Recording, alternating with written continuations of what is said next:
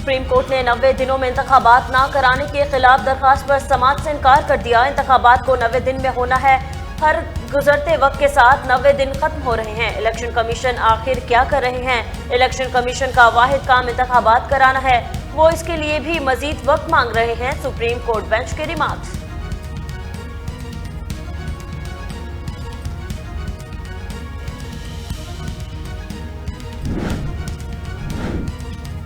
Chairman PTI Imran Khan के election commission के बाहर एहतजाज केस से दहशतगर्दी की दफात निकालने की दरख्वास्त दायर।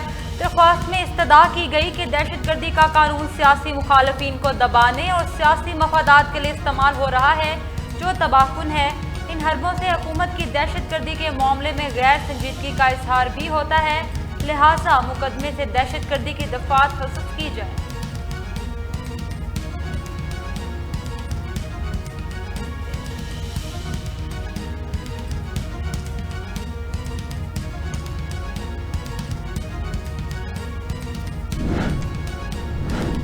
पंजाब में इंतखाबात की तारीख के तयन के लिए स्पीकर पंजाब असम्बली सब्तैन खान ने सदर आरिफ अलवी को खत लिख दिया। कहा, इलेक्शन एक्ट 2017 का आर्टिकल 57(1) सदर को इंतखाबात के इनेकाद के आईनी तकाजे के अंजाम दही के इख्तियारात सौंपता है, लिहाजा आप आइन से मजीद इनहराफ की राह रोकने के लिए फौरी तौर पर पंजाब में इंतखाबात की तारीख का ऐलान करें।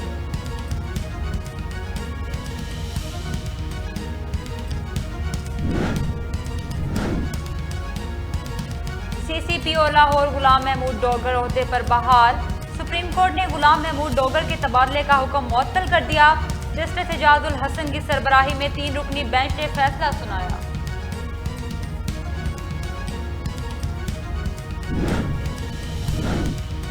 IMF के साथ MBFP मुसव्वदा हतमी मराहिल में दाखिल। 30 जून तक ज़र मुबादला ज़खायर 2 माह की दरामदाद के मुसावी लाने पर इत्तफाक। पाकिस्तान और IMF के दरमियान स्टाफ लेवल मुआहदा जल्द मुतवक्के। आलमी मालियाती इदारे का एग्जीक्यूटिव बोर्ड का 1 माह बाद $1.1 अरब की किस्त की मंजूरी देगा।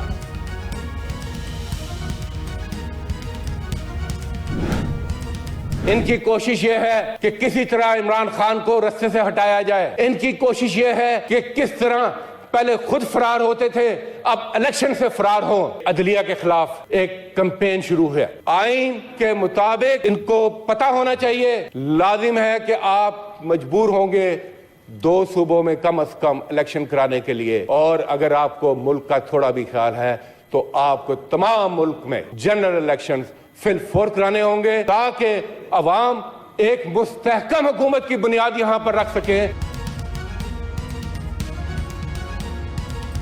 फैसला, हुकूमत अपना मैंडेट खो चुकी है। ये इलेक्शन से फरार हैं। मुखालिफिन इमरान खान को रास्ते से हटाना चाहते हैं। ऑडियोस निकालकर इनकी कोशिश अदलिया के खिलाफ कैंपेन चलाना है। सेनेटर शहजाद वसीम का सेनेट में इजहार ख्याल।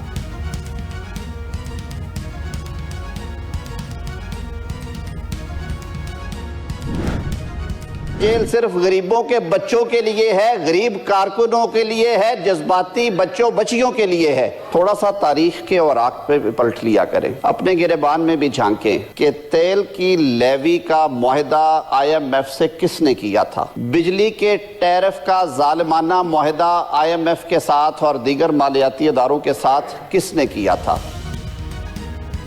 इमरान खान का साथ उनके अपनों ने छोड़ा। हिफाजती जमानत चाहते हैं क्योंकि वो कहते हैं जेल सिर्फ गरीबों के लिए है। तहरीक इंसाफ ने गरीब आवाम की जिंदगी अजाब बनाई। IMF प्रोग्राम भी उन्हीं का दिया हुआ तोहफा है। वफाकी वजीर कानून आजम नजीर तारड़ की सेनेट में तहरीक इंसाफ को जवाबी वार।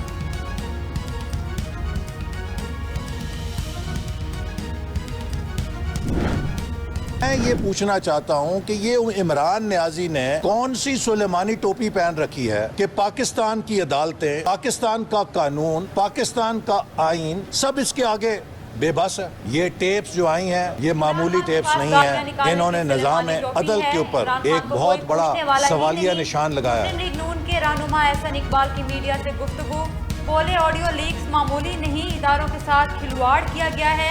चीफ जस्टिस से इल्तिजा करता हूँ, आप पर एक अहम जिम्मेदारी है, इस मामले को संजीदगी से देखें।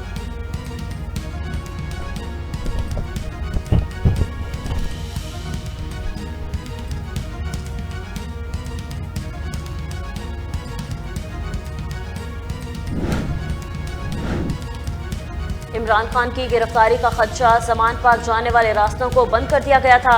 जमान पार्क में सियासी गहमा गर्मी भी तेजी।